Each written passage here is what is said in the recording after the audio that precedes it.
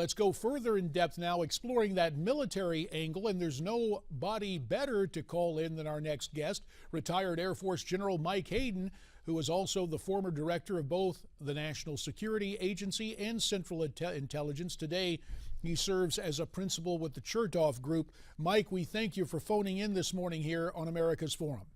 Thank you, JD. Always happy to chat. Well, as we chat this morning, what is your initial assessment of these airstrikes? Well, I mean, the first night strikes seem to have been pretty effective. I mean, they were sufficient mass to get ISIS and al-Nusra and Khorasan's attention. But you have to keep in mind, JD, these were probably the easier targets to identify. These are the ones that you had good intelligence on. And you're going to run out of those, and the enemy's going to get smarter, and they're going to go to ground and more blend in with the civilian population. So to keep this up, and we have to keep it up, we're going to need a lot more very exquisite intelligence, and it's going to be hard to come by, so we've got a challenge here. So on the makeshift Hayden scale that comes to my mind, it's somewhere between pinpricks and shock and awe, but you believe the initial firepower from the air was about right? No, it's fine. It's also nice that we had 5 other Arab nations in the air with us. Some of them actually contributed. 4 of them contributed to actual strikes. While the gutter aircraft at least were in the vicinity. That shows a lot of things. So don't underestimate that when the president says it shows a Sunni Arab coalition going after Sunni Arab terrorists. That's a good step. Well, Mike, even as we welcome the involvement of these 5 Arab nations, thus far, none of our other NATO partners stepped in, at least in this latest round of airstrikes. Did that surprise you? A little bit. You know, we've kind of gotten a sense of automaticity with our British friends always being there with us. I actually am hopeful they will be with us eventually. But, you know, after that vote a year ago in Commons, where we pushed the Prime Minister to get a vote to bomb Syria because of the chemical weapons, and they failed, the British have been a bit more cautious for their own political reasons. But I do think eventually they'll be there with us. The French have already made it clear they may bomb in Iraq, but they won't bomb in Syria. JD, the one you really got to focus on, however, is Turkey.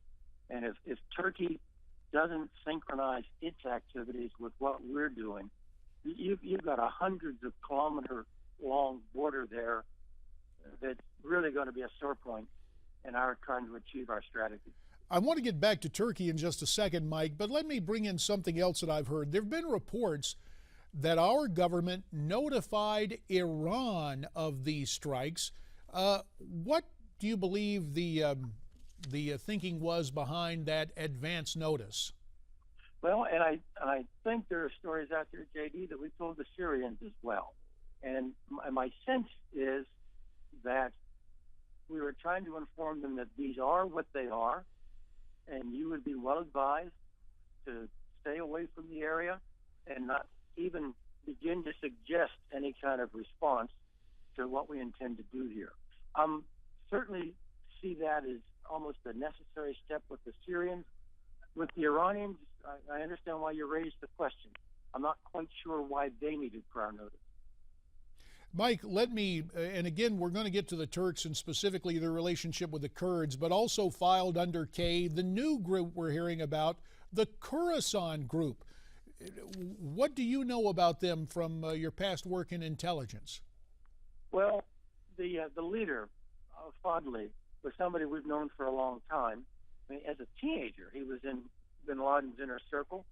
According to press accounts, he was actually one of the few who knew about 9/11 before 9/11. Been working in Iran, which is an interesting development, isn't it, for quite a while, facilitating the movement of al-Qaeda forces in and through Iran. Kind of a rock star, and Zawahiri sent him, I think, to Syria to, one, take advantage of the safe haven there so he could do planning against the far enemy, that's us, and also kind of push back on the gravitational pull that ISIS was now having and pulling adherents away from al-Qaeda. It's interesting, though, JD. I mean, it's kind of popped up on the public scope within the last 2 weeks. I don't doubt that it's real and a real threat, but we're kind of jumping between shiny objects here. Al Qaeda in the Arabian Peninsula for a while, then it's ISIS. Oh no, it's not ISIS. It's Khorasan. It's probably best if we got a consistent, coherent story out there more frequently than we have. Well, speaking of trying to bring consistency and coherence to this entire strategy, yesterday President Obama spoke following those first airstrikes, reaffirming that the U.S. is fully engaged to try and snuff out terrorism wherever we find it. Let's listen to the president, then I'd like to get your reaction. And once again, it must be clear to anyone who would plot against America and try to do Americans harm that we will not tolerate safe havens for terrorists who threaten our people. The overall effort will take time. There will be challenges ahead, but we're going to do what's necessary to take the fight to this terrorist group. Taking the fight to the terror groups, is that going to stay through the air, or will we see ground action? As true to his word, you're not going to see American-initiated ground action unless he dramatically changes his mind. But look, as far as I'm concerned, JD, we're in a far better place than we were 2 weeks ago, before the president made his speech, before we started these airstrikes. So this is all good stuff. I don't think it's sufficient stuff yet because of some of the restrictions he's placed on us, and no one I know is calling for American maneuver battalions and brigades out there in the Syrian or Iraqi desert. But he has put some artificial restrictions that's going to make it harder to do this. But, JD, in a lot of sports, the very best athletes perform best away from the ball or away from the puck, but they're ready for action when it comes. When the president says we're going to take the fight to ISIS, that means we got to go deal with the problem that we can't deal with in any other way. We probably need to spend more energy not just killing those who intend us harm, but somehow trying to affect the production rate of those who will do us harm in a month, a year, or 5 years. In other words, continuous American involvement with patience and wisdom to change some of the realities on the ground that spawn these terrorist groups that want to come do us harm. Mike, you 2 can't minutes. do that if you're disengaged. 2 minutes and then remain. just re-enter to put a GBU or a Hellfire missile on a terrorist.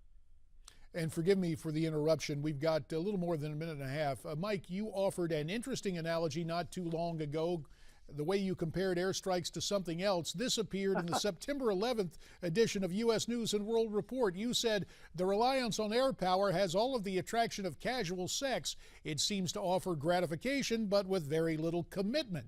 We need to be wary of a strategy that puts emphasis on air power and air power alone. Do you stand by the analogy? Oh, my, yes. And actually, it's a great analogy.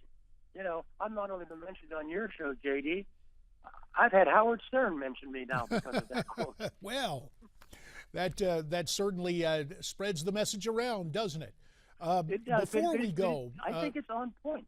Yeah. I mean, it is satisfying to go do these things, but people in the region still have to question the depth of American commitment because we spend an awful lot of time telling them and our own citizens all the things we're not going to do. General, before we let you go, there's something that the president did yesterday, has a lot of people talking. A video on Instagram, president stepping off Marine One in New York. He half salutes members of the Marines standing by with his coffee cup in his hand. Do you have a reaction to that and the message it might send? JD, it has appeared on my cell phone with friends sending it to me. Okay, so here's the preferred option. Leave the coffee in the helicopter. Or if you can't do that, put it in your left hand. Got it. So that, we'll have to so go. right We salute you, General Michael Hayden. Thanks for the time. There's more ahead on America's Forum.